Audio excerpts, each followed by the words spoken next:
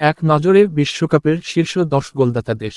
চলতি আসরের বর্তমান পরিসংখ্যান অনুযায়ী বিশ্বকাপের ইতিহাসে সবচেয়ে বেশি গোল করা ১০টি দেশের তালিকা নিচে দেওয়া হল।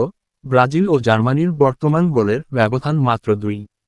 টুর্নামেন্ট যত এগোবে, এই দুই পরাশক্তির মধ্যে শীর্ষস্থান ধরে রাখার লড়াই আরও তীব্র হবে, তা বলাই বাহুল্য। ফুটবল প্রেমীরা এখন অধীর আগ্রহে অপেক্ষা করছেন এই বিশ্বমঞ্চে শেষ পর্যন্ত কোন দল গোলদাতার সিংহাসনটি নিজের করে বাড়ি ফেরে।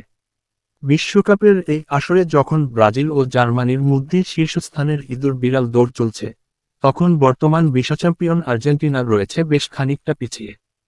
আলজেরিয়ার বিপক্ষে ম্যাচে অধিনায়ক লিওনেল মেসির দুর্দান্ত হ্যাটট্রিকের পরও ডিফেন্ডিং চ্যাম্পিয়নদের মোট গোল সংখ্যা দাঁড়িয়েছে ১৫৫।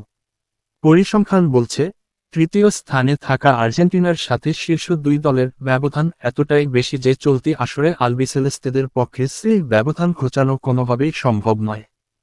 ফিলাডেলফিয়ায় অনুষ্ঠিত হাইতির বিপক্ষের ম্যাচে মাঠে নেমেছিল ব্রাজিল।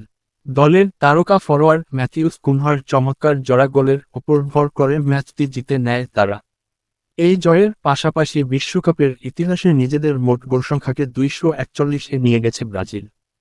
ফলে ২৩৯ গোল নিয়ে দ্বিতীয় স্থানে থাকা জার্মানিকে টপকে আবারও শীর্ষস্থান পুনরুদ্ধার করল সাম্বা কিংরা।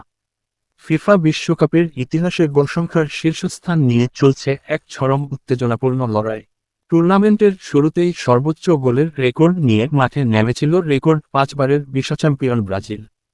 তবে মাঝপথে কুরাশাওকে ৭-১ গোলের বিশাল ব্যবধানে হারিয়ে ব্রাজিলের সেই রেকর্ড নিজেদের করে নিয়েছিল জার্মানি। কিন্তু সেই আনন্দ বেশিদিন স্থায়ী হতে দিন না সেলেসাওরা।